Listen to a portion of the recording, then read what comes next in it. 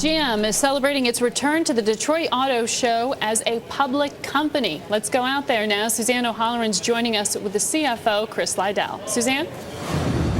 Thanks very much, Margaret. Chris, thanks so much for joining us. What a difference a year makes compared to last year. GM, you're fresh off the IPO. The industry had sales gains last year. What's your outlook? Can we keep that momentum going?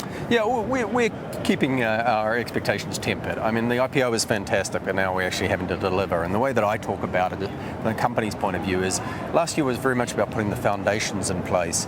Now we've got to put the superstructure there. And so the three big themes we talked about in the IPO: significantly lower risk profile for the company. We've got to keep working on the balance sheet, get our debt down, fully fund our pension plan, keep our costs under control.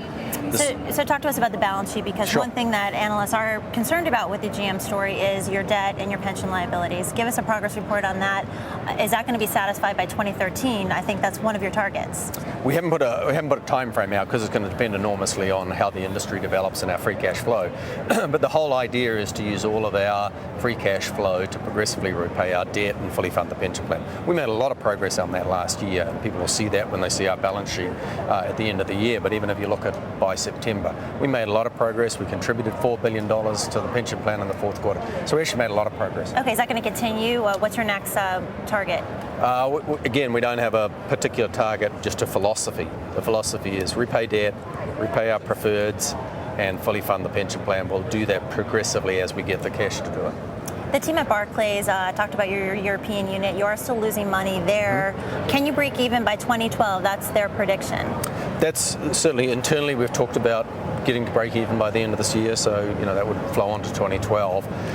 It requires us to implement all the cost savings and make some progress in the market. So a lot of focus on, got a very strong team working on it, and that's still the internal objective. Okay, you rolled out the Buick Verano today, a small sedan. Can you really make money on these small cars? Well, it's about creating the value for them. So the myth is that you can't make money on small cars.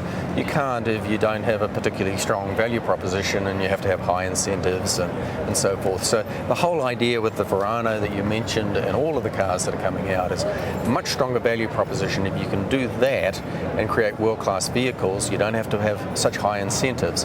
You can start to make money on it. Okay, can you give us a hiring projection? Because you're going to be making that here in the U.S., north of Detroit, as opposed to overseas. So that's going to be creating jobs. Can you give us a number of how many workers you're going to be hiring? Again, we don't have an internal estimates or internal forecasts that we use externally.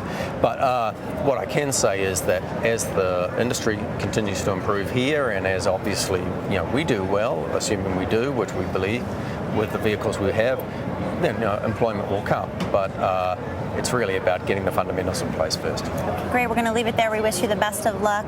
Margaret, our thanks to Chris Liddell, the CFO of General Motors. Certainly a much more upbeat show than a year ago.